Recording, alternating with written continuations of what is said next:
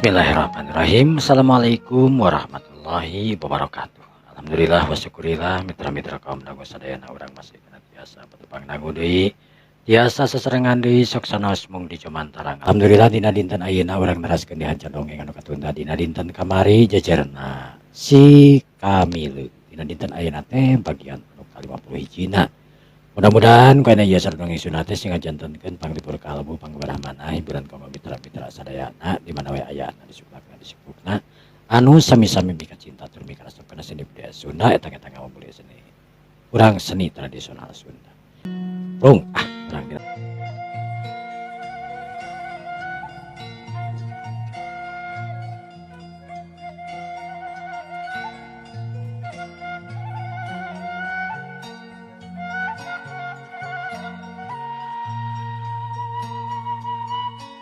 para mitra kaum dangu sadayana.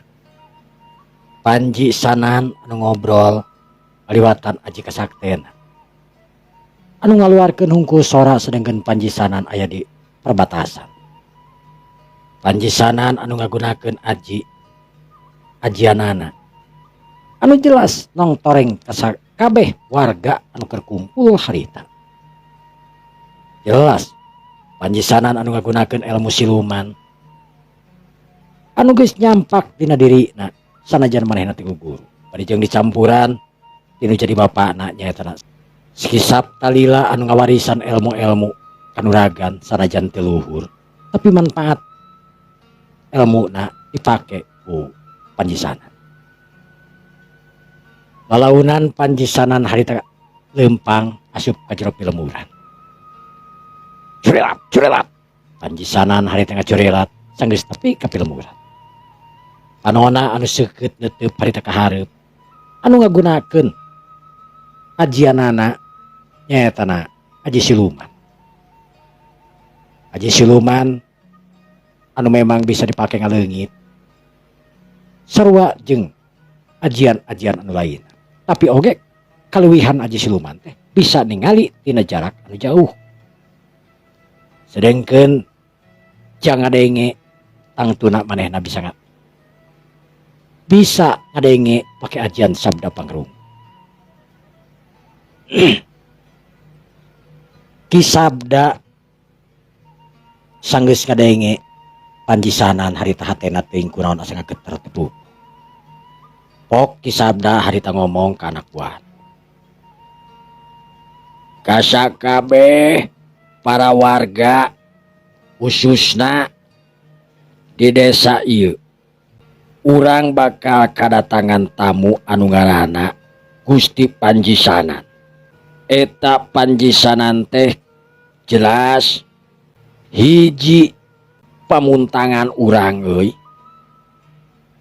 Dina waktu ayeuna nu moal lila jigana eta Gusti Panjisanan teh bakal datang ka desa urang.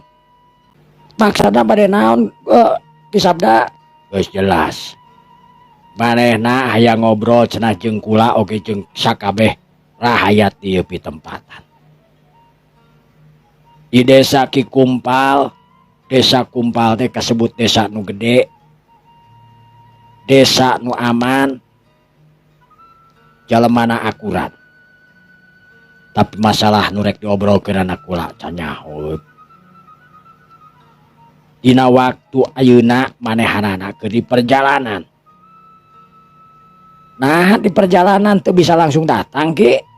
Ya tangtuna bisa meureunana. Ngaran-ngaran jalema, ngaran-ngaran lain jelema mah tuh da. Panjisanan nu dianggap dewa kumaranehanana. Sabab anu tadi ngirimkeun sora jelas dekat tempo jirimna teuing di mana, tapi sorana nu dipakai eces centre na keranan. Barang keur kitu harita ngong kadenge di sora. Di kajauhan anu beuki lila eta sora teh beuki deukeut. Kula datang di alam kebebasan.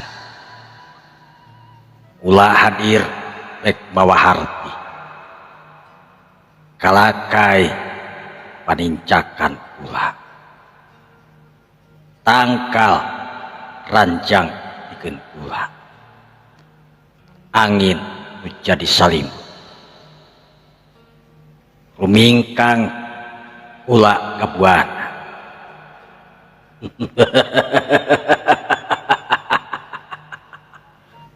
Curelat celak sangeus eueuh eta sora aja ngelek hiji jajaka anu gandang uukna panjang ngarumay nepi kana eta bujur eta jajaka pakulitan koneng umyang teteupna seukeut anu nangtung mancuh harita netep kaki sabda sanggeus kitu ngurilingkeun ka sakabeh rahayat di desa Kumpal.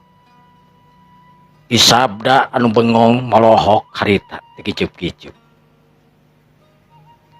Nya kitu di rahayat anu ngarasa hatena dagdidung sabab eta tangtungan jawara, tangtungan jalma. Anu datang tiba-tiba ujug-ujug aya nangtung di hareupeun manehna sakabeh. Sandika. Kisabda harita nanya.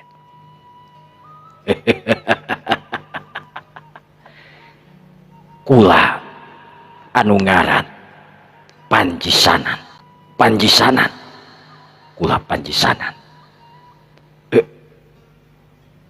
Nah anjeun teh bangsa naon? Kisabda anu kaget. Kula bangsa manusia. Anu datang ti alam kabebasan pikeun mere harti ka anjeun sakabeh. Hei warga Kumpal. Maksud Andika. Benar Andika ngomong. Anjeun bangsa manusia. Ulah bangsa manusia. Kurang ajar. Panyana anjeun teh dewa, muku kula dipuja. Memang. Salama ieu anjeun muja ka mana? Kula muja ka alam. Ieu alam itu jukut, itu tetangkalan jeung sajabana. Kula muja ka dinya. Eta anu jadi pamuntangan kula. Kisabda. Tangtu Kisabda can apal dunia piluaran. Maksud anjeun ulah datang ka dieu anu rek mawa harti turun bakal ngartikeun naon anu ku anjeun teu ngarti. Panjisanam, asal karang pamidangan Andika di mana? Kula datang ti alam kebebasan. Alam kebebasan. Di alam kebebasan. Panjisanam, tujuan utama anjeun datang ka desa kula rek naon? Kula lantaran datang ti alam kebebasan anu tangtuna kula bakal ngabebaskeun anjeun sakabeh tina kutukan-kutukan tina sagala rupa. Kula nu bakal mere harti ka anjeun.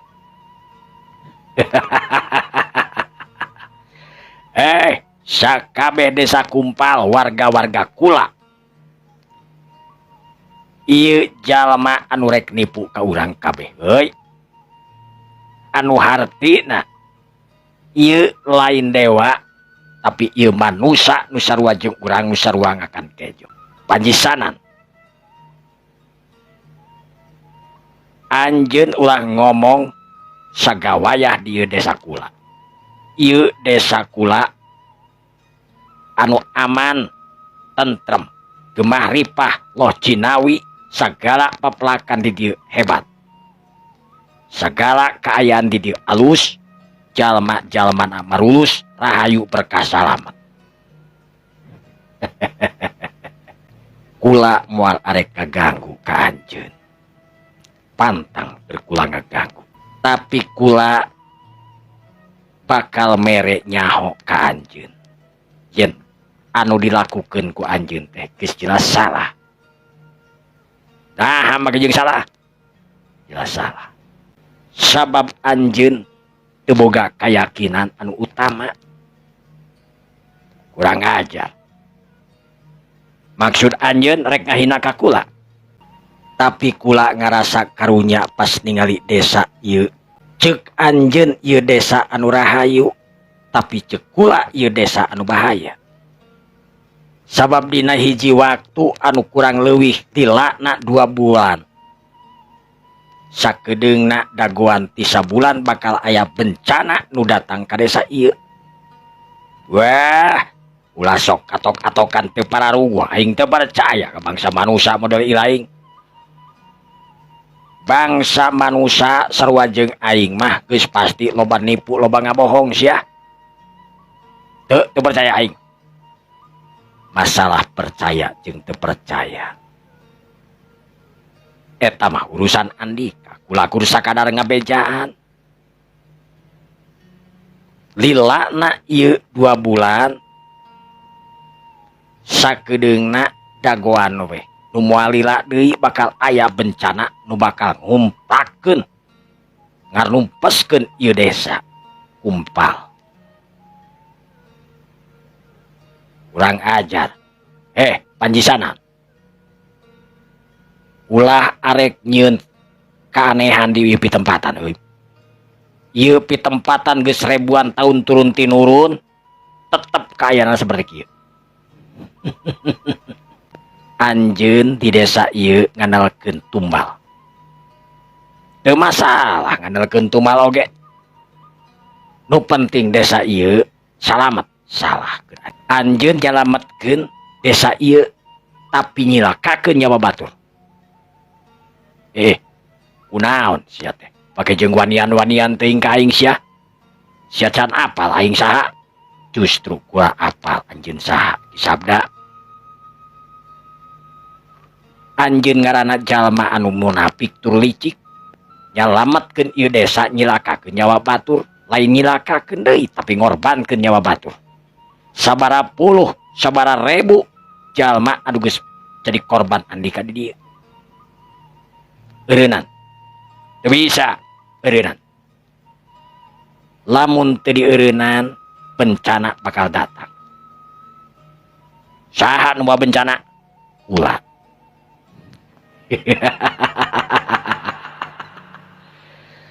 Kula datang di alam kebebasan. Kula hadir rek mawahar rumingkang kula ngabuana disabda percaya ka kula. Teu percaya aing. Naon bisa ngabuktikeun naon sia ayeuna datang ka dieu rek mamatahan ka aing. Kula teu bisa ngabuktikeun naon. Saha kepercayaan anjeun? Kula teu boga kepercayaan. Kula nyemah kana jejautan. Nyemah kana tatangkalan. Nyemah kana naon anu alus di pitempatan. Batu, bumi, cai. Benar. Teu salah. Tapi manusia teh kudu inget kana purwa daksina. Purma nyaeta wiwitan. Di mana urang datang. Daksi mangrupakeun wekasan ka mana urang balik. Manusia teh dimimiti makhluk anu paling gede nepi ka anu paling leutik. Sakur jalma, sakur makhluk anu nyawaan bakal kageunaan ku ajal. Disabda. Aing ngarti kadinya mah kabeh manusia oge bakal modar. Ngarti tapi anjeun teu ngarti. Ye. Kula ngahaja datang ka desa ieu rek ngabebaskeun tin beban anjeun. Rek ngabebaskeun hate-hate anjeun anu kalimpudan ku hawa nafsu. Jeung arek ngabejaan sabab anjeun tangtu can nyaho. Saha anu nyiptakeun urang? Saha memang? Allah Azza wa Jalla. Sang Holik. Eta nu nyiptakeun urang. Urang bisa nak kumelendang di alam dunia, dibere nyawa, dibere raga, dibere napas, dibere uteuk. Allah nu nyiptakeun. Oh, sia teh geuningan rek mawa ceramah ka dieu. Lamun rek kadon kitu minggat ti teu pitempatan. Teu bisa. lamun kula geus nangtung di hiji tempat moal bisa anu ngonggetkeun kaula. Kula panjisanan teu boga kagagahan.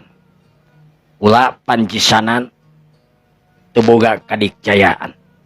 Tapi kula panjisanan ngabogaan Allah Azza wa Jalla.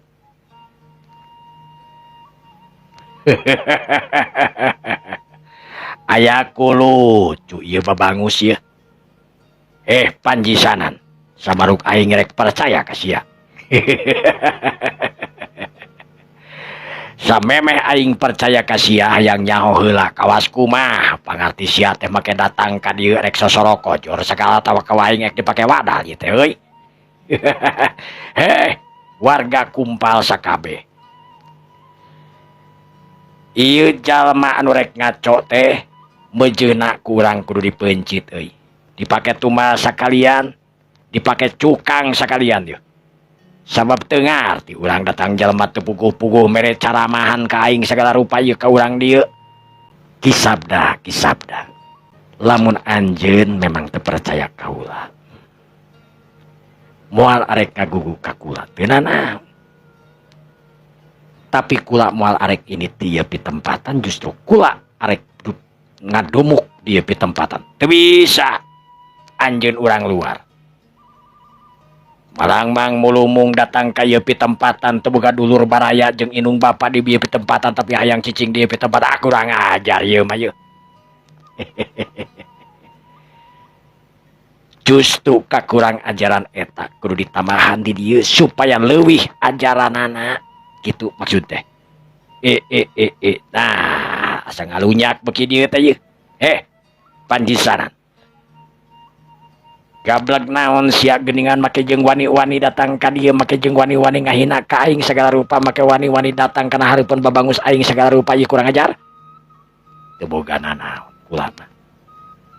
Ngan pedah kula boga tujuan anu pasti. Mawa diri oge nu pasti.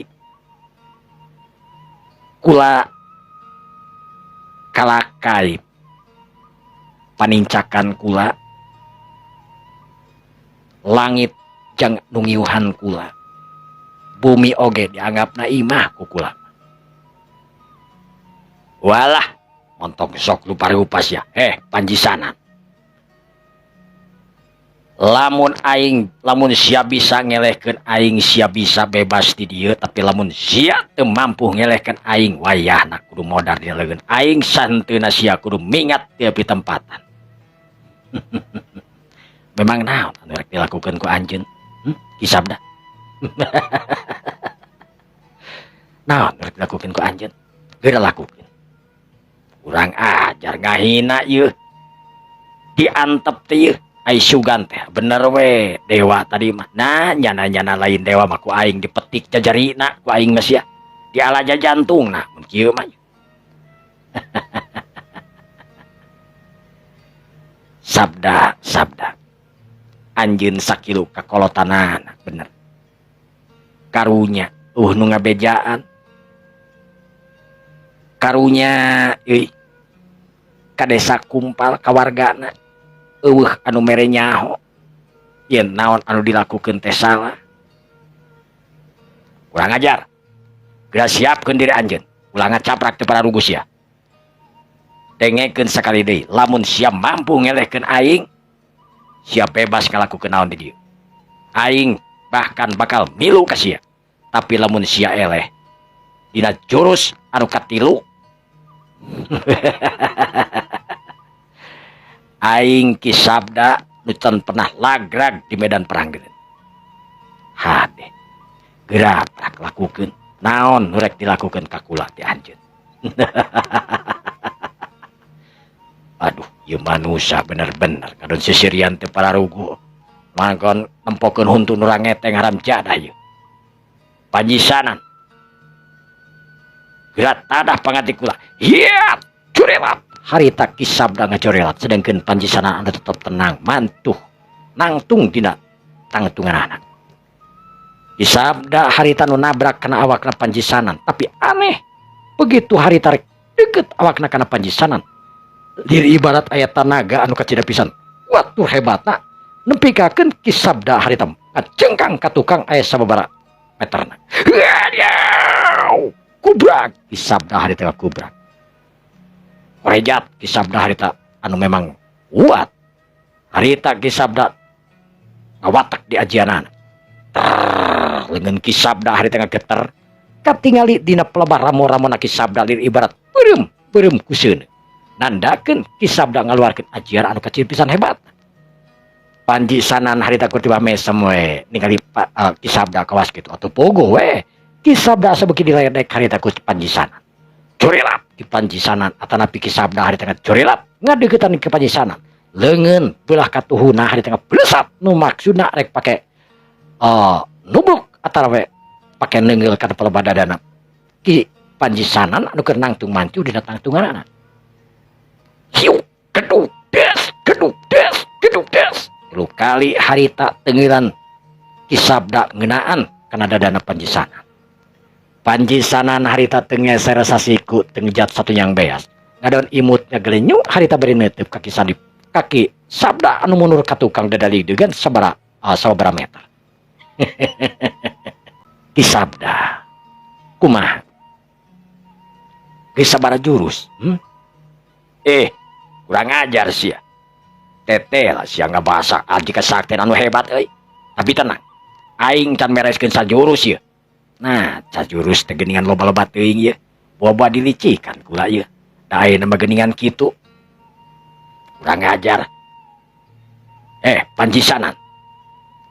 Ulah ngato-ngato maneh ieu jurus katilu ku aing dipake langsung. Sok.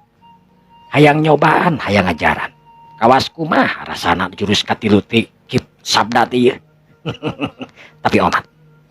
Lamun geus beak jurus katilu, naon anu tadi disebutkeun? Wayahna anjeun kudu numutkeun. Kudu bener-bener ulah ngabohong. Ulah janji.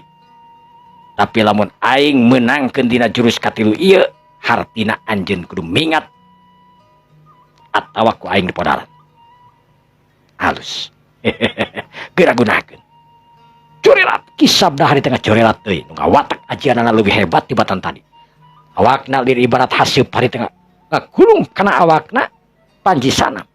Tapi panji sanam anu tetap tenang harita ngadon nangkep harigu siga eueuh kajadianna naon. Tapi nu tumibana harita tina awakna panji sanam anu lir ibarat ngaluarkeun tanaga anu kaciderosana. Awakna kisabda anu keur meulihtan panji sanam anu lir ibarat haseup harita lir ibarat mecah. Sedengkeun kisabda harita anu ngacleng ngabentur awakna kana tatangkalan anu aya di dinya. Hiu blesat brak. Tatangkalan sabaraha harita runtuh lantaran kageunaan ku kisabda anu kuat nakeranan. Kisabda harita langsung ngeceak.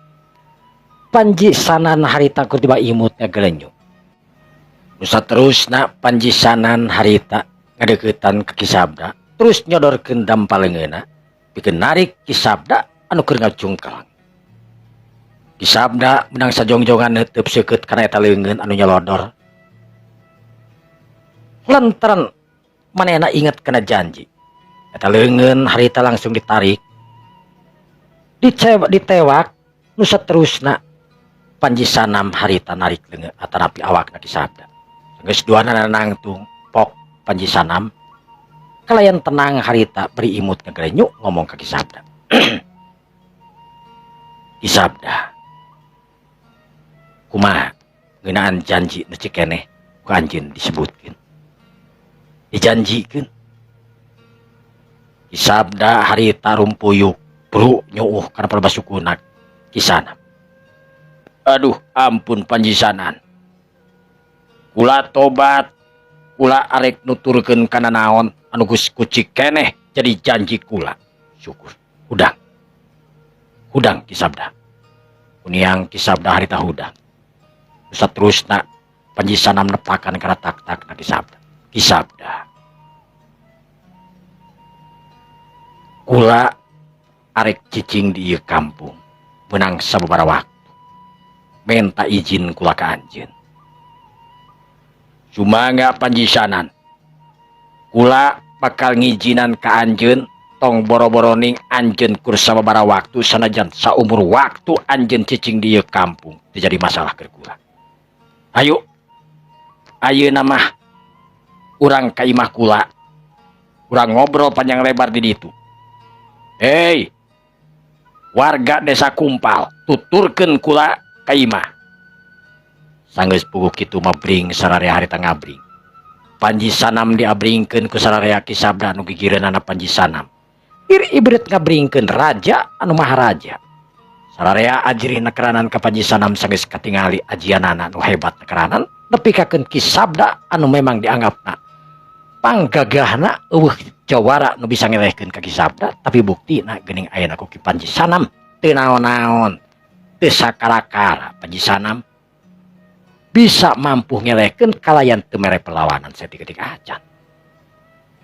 Didinya masyarakat ting harewos ting naon ngaranna teh ting beresik jeung palabaturna. Ngarasa heran, ngarasa aneh, ngarasa elok ku kasepanana Panji Sanam, oge ku ngarasa elok ilmu kasakten Panji Sanam anu teu ngagunakeun taraga tapi mampu ngelehkeun Kisabda.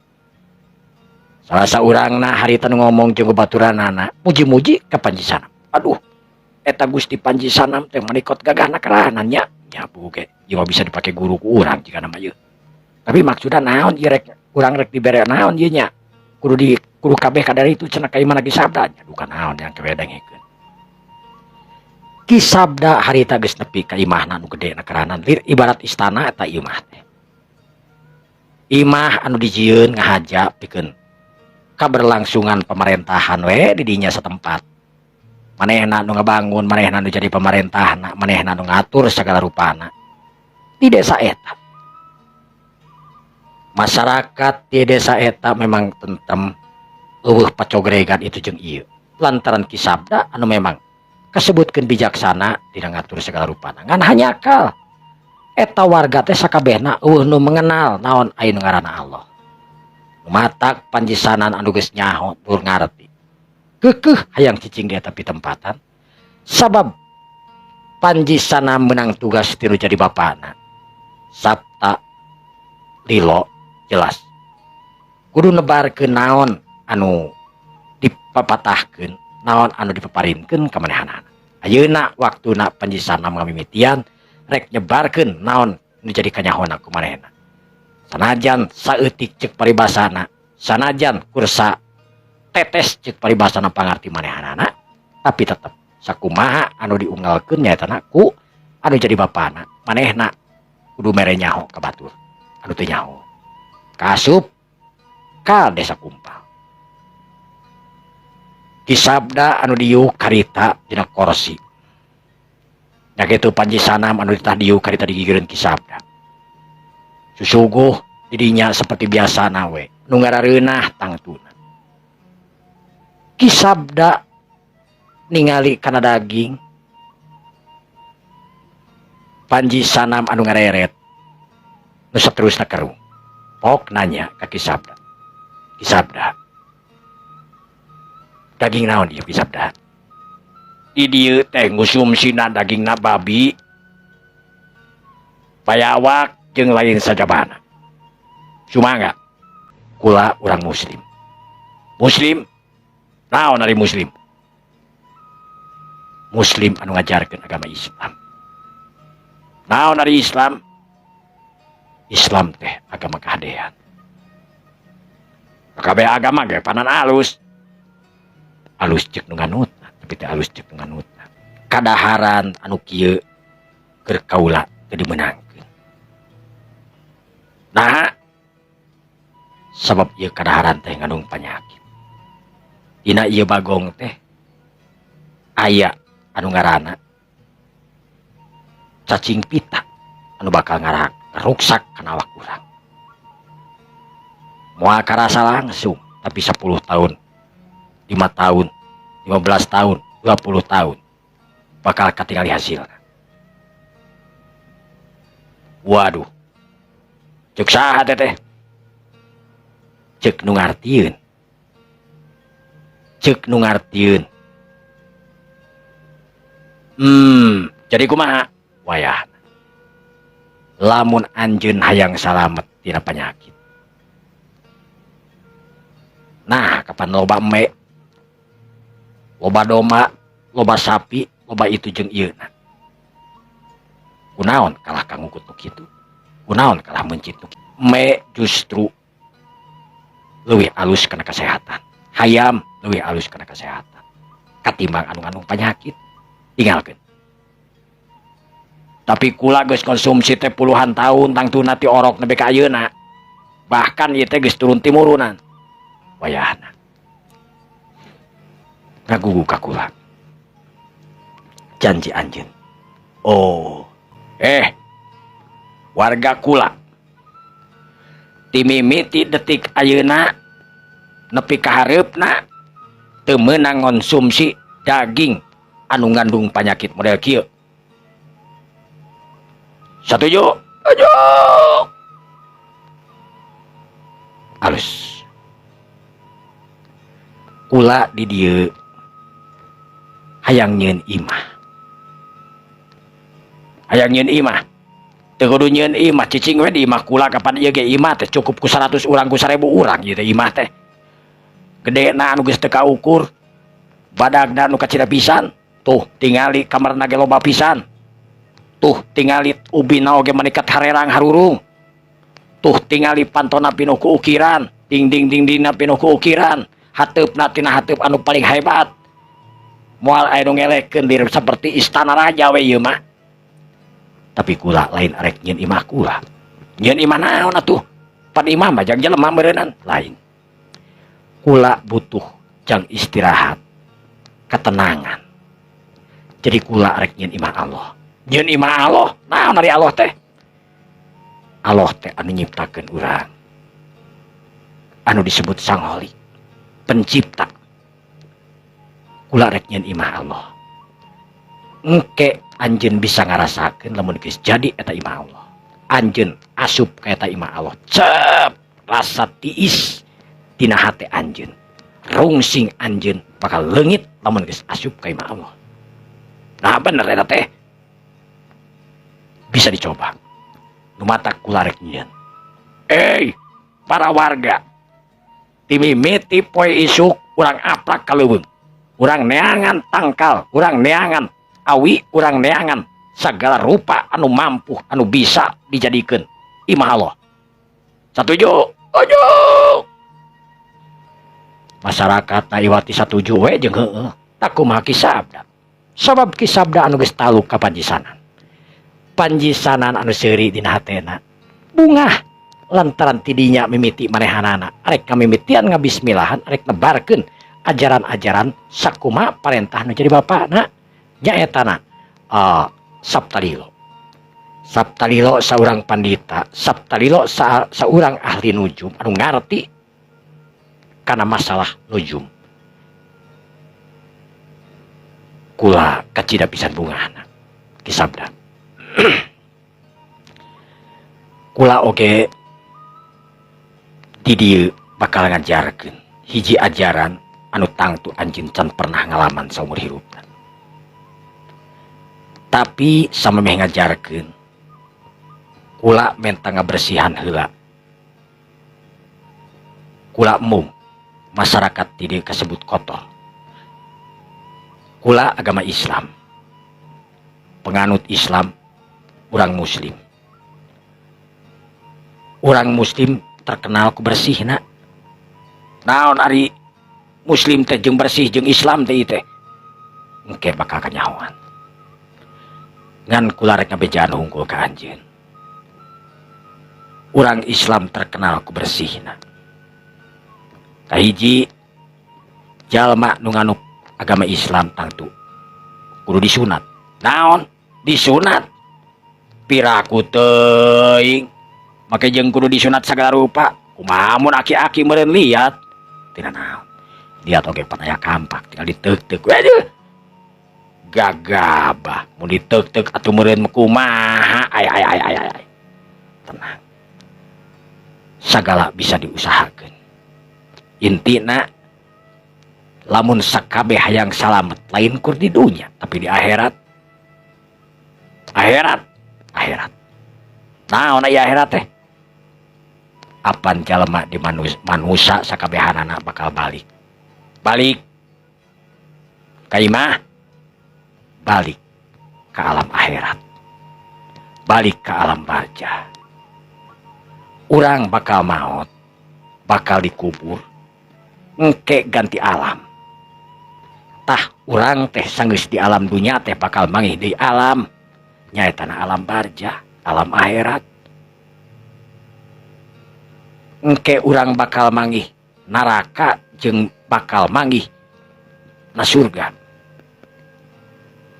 kula nyaona surga hungkul lamun paeh jalma pasti bakal ka surga atuh ngeunah keur bangsa anjeun teu ngeunah keur bangsa deungeun sakabeh jalma bakal ngasaan lamun urang muslim geus jelas bakal diukur tina amal perbuatanana bakal ngalaman heula neraka sesuai jeung dosa anu diperlakukeunana engke lamun geus nyesuaikeun lamun geus mereskeun naon anu jadi dosa di dunyana geus ditebus dina neraka insyaallah bakal diangkat diasupkeun kana surga ceuk saha teteh ceuk para kiai ceuk para ustad naon ari kiai teh ari kiai teh jalma anu ngarti jalma anu pinter dina masalah kailmuan dina masalah keislaman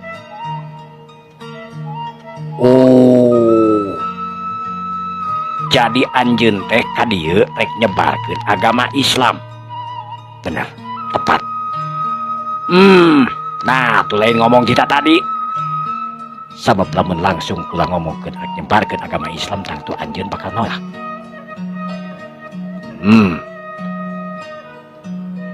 ayeuna ulah datang ka dieu sakumaha nu geus dicaritakeun ti mimiti kula bakal di mimitian kunyieun masjid naon masjid teh nya nu disebutkeun imah Allah eta masjid teh tempat ibadah umat Islam bebas di kalangan mana rek ibadah di dinya rek budak rek leutik rek awewe rek kolot rek nini rek aki-aki ibadah dia tapi tempatan eta masjid teh digunakeun pikeun kagiatan khusus ibadah henteu khusus pake ngomongkeun batur ibadah ngatur strategi dina peperangan bisa di masjid kitu pokona lamun geus aya masjid atawa musola atawa naon wae tempat ibadah khususna jeung ibadah ka Allah jalma sakabeh di dieu insyaallah bakal tenang hirupna anjeun ayeuna tenang hirup kula tenang kula mah sok tanyakeun ka warga di dieu kabeh ge tenang kapanan tenang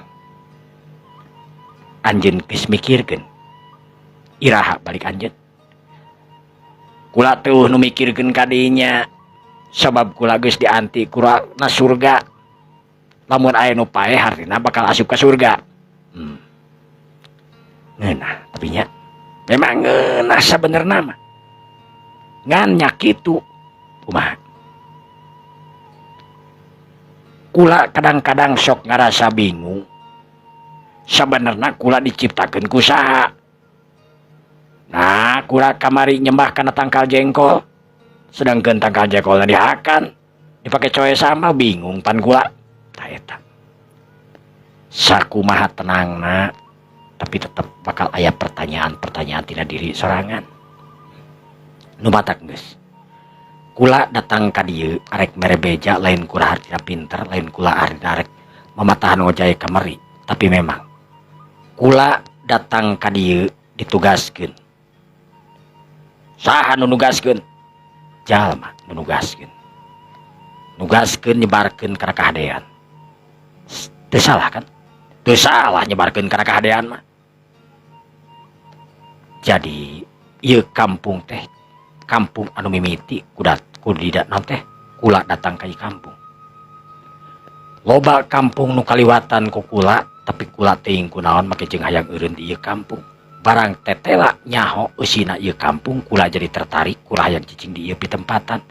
Hayang bubuara menang sababaraha waktu di ieu pitempatan. Kula hayang ngeusian, hayang nyicingan, hayang ngabangun imah Allah di ieu pitempatan. Pikeun warga di dieu, pikeun ibadah urang di ieu. Ibadah kumaha ieu teh? Apanan urang kampung di dieu encan nyaho agamana anu rek di ibadahan teh kumaha? Kapan ku kula bakal diajarkeun di eta imah? Nu disebut imah Allah teh ya. Engke lamun geus jadi ku kula bakal diajarkeun, tangtu sakabeh bakal ngarti naon anu bakal dijelaskeun ku kula. Tapi nya kitu teh ya. Samemeh jalma asup kana agama Islam. Hiji jalma kudu ngagunakeun atawa kudu macakeun 2 kalimat syahadat. Asyhadu alla ilaha illallah wa asyhadu anna Muhammadar Rasulullah. Naon teh? Eta teh syahadat. Pamuka. Pamuka benar. Atuh nu kaduana sangeus urang disunatan, dibersihan, nu saterusna maca syahadat, nu saterusna diajarkeun lantaran geus maca syahadat hartina anjeun geus asup sakabeh kana agama Islam. Sok we cobaan katenanganana kawas kumaha bisa diyakinkeun. Sanajan hirup sakuma basajana, tapi lamun urang bener-bener nganutna kana ajaran Islam, nuturkeun kana naon papadon Islam, sakumaha urang ripuna, sakumaha urang susahna, insyaallah kasusah karipuh sanajan nyata tapi moal karasa. Yakin teh, kudu yakin. Ulah cangcaya sabab keyakinan eta nu bakal mawa ka urang jadi kamaslahatan. Urang ngadoa kudu yakin. Yakin. Urang menta itu, menta ieu ka Allah, kudu yakin. Ulah ngamak. Sabab keyakinan eta nu bakal mawa kamaslahatan urang, nu bakal ngabulkeun kana segala rupa pamenta urang. Oh, kitu jadina teh. Janggeus atuh ayeuna mah kulantaran geus sore ieu teh. Rakyat. Warga urang kumpal sakabehna. Ayeuna mah geus marulang ka imahna masing-masing, isukan isuk-isuk kudu ngumpul di ieu pitempatan pikeun urang ainit kaleuweung neangan tangkal kain, neangan tangkal naon anu aya di dinya euris sagala jukut bawa ka dieu. Ulah bawa un. Sok naon teh na. Jadi kumaha?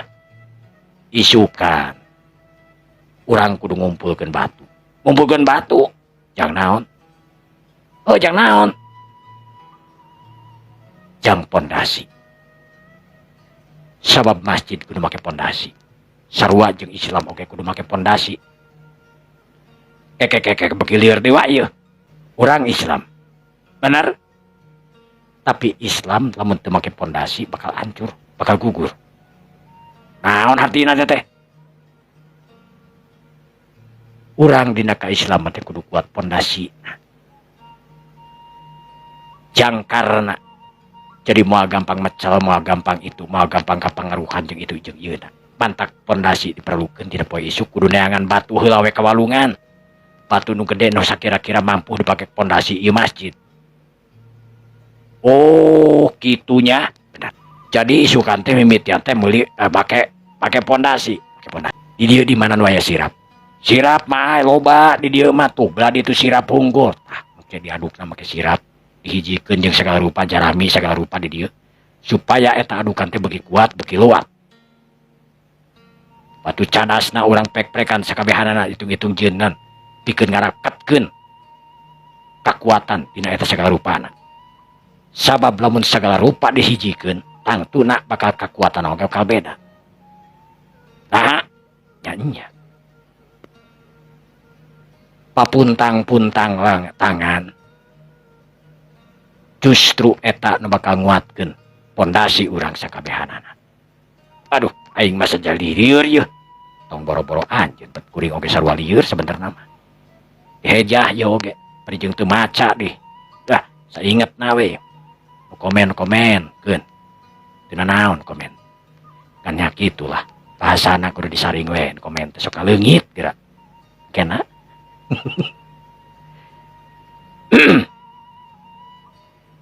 Waktu anu nyerelek kepeuting. Sabda anu anteng ngobrolkeun itu jeung ieu nanyakeun ka Ki Panji Sanan. Lantaran ngarasa penasaran. Ki Panji Sanan anu ngabejaan ka Ki Sabda itu na ieu na jeung ieu tu nya jeung ieu na. Ngajelaskeun itu na jeung ieu na. Sagala rupa dijelaskeun ku Ki Panji Sanan. Teu disumput salindungkeun pangarti manehanana. Lantaran pikiran anak Ki Panji Sanan sanajan ilmu kursa tetes tetep. Ki Panji Sanan bakal mere saran ka jalma-jalma anu ngabutuhkeun satungtung manehna ngarti jeung satungtung manehna aya anu menta. Kakocapkeun isukanana jalma-jalma di desa Kumpal harita geus pada kumpul sarareana. Kolot budak aki-aki nini-nini harita ngalabring. Panji Sanan ningali kakompakan eta desa langsung mere berita atanapi mere pidato. Assalamualaikum warahmatullahi wabarakatuh. Hiji oge jalma eueuh anu ngomong bingung ngajawab naon kalating rareret ku babaturanana. Panji Sanan mesem harita.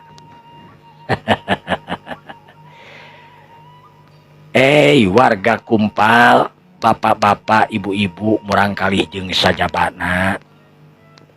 Saupami aya anu nyarios assalamualaikum hukumna wajib ditemalan ku waalaikumsalam warahmatullahi wabarakatuh. Kumaha? Waalaikumsalam warahmatullahi wabarakatuh. Tah. Cik kompak sararea. Waalaikumsalam warahmatullahi wabarakatuh. Sararea harita kompak. Ngajawab waalaikumsalam warahmatullahi wabarakatuh. Ngajarkeun ti mimiti ti awal ti dasar. Panji Sanan harita bunga sabab warga nurut sakabehanana. Di seterusna Panji Sanan harita merentahkeun oge ka si Sabda pikeun neangan batu samimitina. Bring atuh sararea harita ngabringan anu henteu teh nu diulahkeun ku Panji Sanan teh nyaeta budak jeung nini-nini. Awewe titah cicing di imah mun bisa titah masak yang salaki-salakina nyadiakeun lamun engke geus beres. Ti walungan anu menang kabeneran eta walungan teh jauh ti dinya anu tarektok loba batu. Kampung Kumpal anu sakitu lobana wargana teuing sabaraha ratus harita. Harita bulak-balik takutan keusik takutan batu jeung sajabana. Anu ngala sirap sirap teh mangrupakeun keusik anu geus campur aya cadasna jeung sagala rupana jadi tinggal ngaduk teu kudu make naon-naon deui. Engke ngadukna dicampur jeung sagala rupa aya jarami sagala rupa supaya nguatkeun adukan supaya nguatkeun sagala rupana. Ditambah jeung cadas jeung nanaon anu dibubukeun engke. Sangeus batu ngumpul sakitu lobana teuing sabaraha kibik dawuh nu ngitung eta kibik nu penting mah loba we geus. Ki Sabda harita ngomong ka Ki Panji Sanan. Gusti Panji Sanan. Kumaha Ki Sabda? Di mana ieu kira-kira ngabangun nu pantes? Panji Sanan harita nu can nentukeun di mana ngabangunna. Harita rura tereret. Jika nu pantes mah di dieu ye. Dihareupeun imahna Ki Sabda. Sabab Ki Sabda merupakan sesepuh di dieu. Rek di dieu wae, Kumaha? Setuju? Satuju lamun nieun di dieu ye kabeh urang Kumpal. Satuju. Urang Kumpal mah teu boleh satuju we nanaon teh. Wantukna dina poe harita keneh sakabeh warga da ku gotong royong mah. Parijeng komo ratusan jalma kawas kitu mah. Anu lila ieu. Nyieun harita lelemah. Prak. Sisi-sisina pikeun pondasi harita geus digali. Make alat sayana di dinya. Nu stangtun bararoga we meureun di dinya mah. Alat-alat anu lainna. Sangeus siap sakalena anu ngaduk harita. Nya kitu teh dina waktu harita mah can aya semen meureunan. Jadi sabisa-bisa diaduk make dicampur segala rupa supaya hasilna hade tur kuat. Pondasi harita geus dibangun nepi ka jararadi kurang leuwih satangtung. Sanggeus kitu ari istirahat dahar kabeh kalotrakan. Para warga anu ngirim itu ngirim ieu ngirim pokona rupa-rupa cau ge bekas barbara turuy didinya teh. Da maklum daerah anu subur teh ya. Sangu jeung dengeuna itu jeung ieuna. Nganu dieuweuhkeun teh daging. Sabab dilarang daging didinya mangrupakeun daging anu memang biasa dikonsumsi kurang dinya. Tapi ari hayam nya kitu teh da ngarukut hayam jeung domba mah manehna oge sarua. Warga antusias didinya segala rupa. Singkatna carita ngabangun teh kurang leuwih eta teh saminggu. Masjid ukuranana teu sabaraha gede. Tapi cukup gede we keluarga dirinya mah. Bisa nampung jalma sakurang leuwih 300 urangna beureunan. Asup gede atuh da sakitu mah. Sakumaha ilaharna masjid anu memang aya pangimaranana. Sedengkeun panjisanan can pernah ningali masjid anu di mana wae sabab panjisanan kakara kaluar ti leuweung dina waktu harita, tapi panjisanan geus bisa nyarankeun yen panjisanan kudu make itu, kudu make ieu.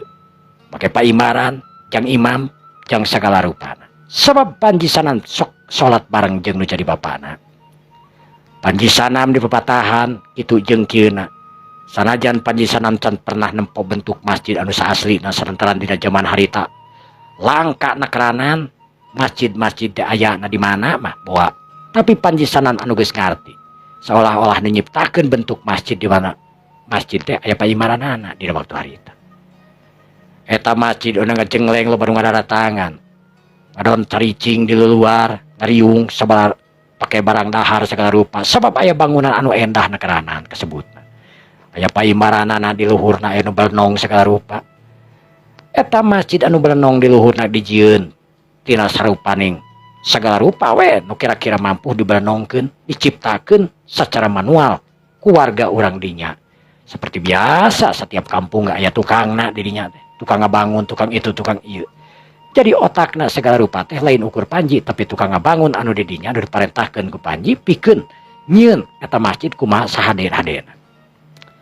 Masjid anu geus ngajengleng harita dicet. Ya tangtuna lain meuli cet ka toko, tapi tangkal jati nu dicampur jeung sagala rupana anu ngajadikeun bentuk cet. Antukna eta masjid teh geus dicet warnana manikot katingali semu koneng eta masjid teh. Salarea nararangtung harita ningalikeun ka masjid anu geus kajengleng katingali ka mana-mana sabab kayaan masjid eta tempatna memang anu di tempat anu rada luhur. Di hareupeun imah kisabda anu sarua ngajengleng. Sanggeus kitu panjisanan ngumpulkeun sakabeh warga. Ditanya siap henteuna asup agama Islam. Anu siap kahareup, anu teu siap cicing. Alhasil saparapatna tika warga dinya teh siap. Tur isukna panjisanan harita nyiapkeun peso rawut pikeun mencit ceng-celengan jelema-jelema nu rek asup disucikeun ku carana disunat. Kasup ki sabda pangheulana manehna siap. Sabab era manehna kasebutkeun tua kampung atanapi pamimpin dia tapi tempatan lamun teu ngagugu kasih keur mah manehna geus eleh tarung terus ka Bangkang. Sararea make sarung harita egang-egangan. Kurang leuwih beureunan aya 35 urang anu geus siap teh. Nepikakeun panjisanan sasangaleun harita. Lantaran tetela geningan di mencit teh leuwih teh hulu kuya sabab belaliat. Tapi jalma eueun ngaruh kabeh oge. Pamajikan-pamajikanana ngaharulang sabab beureunan sok sieun we, beureunan kapencit jeung beheung-beheungna. Lamun teh mah kapencit jeung beheung-beheungan lapor jigana mah. Tapi panjisana mere keterangan yen sakabehanana bakal berjalan mulus.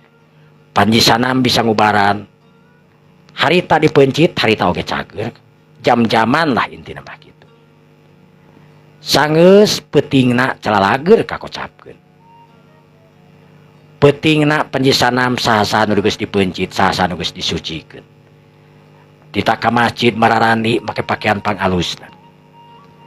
Panji Sanam dimimiti didinya nebarakeunana. Panji Sanam jalma anu 35 urang kaasup ki sabda harita. Di istrenan ditah macakeun 2 kalimat syahadat. Ger atuh harita. Sararea katingali bunga. Sabab karasa malah aya nu ceurik sagala rupa. Sabab Panji Sanam teh samemeh macakeun 2 kalimat syahadat pikeun dituturkeun ku para warga di dinya. Panji Sanam saeutik gedena mere pencerahan anu mantak pikasadieun nyaritakeun sawaktu peperangan baheula gitu. Biasa we. Sabab Panji Sanam apal tinu jadi bapana anu sok ceramah ka manehanana kawas kitu diturutan ku Panji Sanam. Ilmu bapana jelas nyerep ka manehanana. Ilmu tauhidna jero itu jeung ieuna. Panji Sanam ayeuna kasebutkeun anu geus jadi guru spiritual para warga di dinya. 35 teh lalakina can anak-anakna can incu-incuna can bonororyotanana. Turunanana lamun boga salaki asup agama Islam tangtu pamajikanana jeung anakna pasti asup Islam. Inung jeung bapana ge pasti bakal asup Islam. Alhasil eta masjid teh lumayan pinuh. Panji Sanam harita mere sagala rupana ajaran-ajaran anu memang penting keur manehna. Mematahan ilmu sila, mematahan ilmu paragi salatna, timimiti wudu nepi ka itu. Panji Sanam oge harita salat sanajan carulang cileung, ngaran-ngaran jalma mimiti, Panji Sanam oge keur diantepkeun ngaran-ngaran jalma. Ngan keterangan anak kitu ceuk Panji Sanam, ganjaran jalma nu hayang diajar boh hayang diajar kana naon leuwih gede ganjaran anu diajar tadi tibatan jalma anu ngajarkeun. Sabab anu diajar memang komo lamun soson-soson mah 10 lipat ganjaran anak leuwih gede tibatan anu ngajarkeun. Kitu ceuk Panji Sanam. Atuh puguh we ngadenge keterangan kawas kitu sararea antusias lantaran memang boga ganjaran anu kacira pisan hebatna anu disebutkeun ku guruna nyaeta Panji Sanam.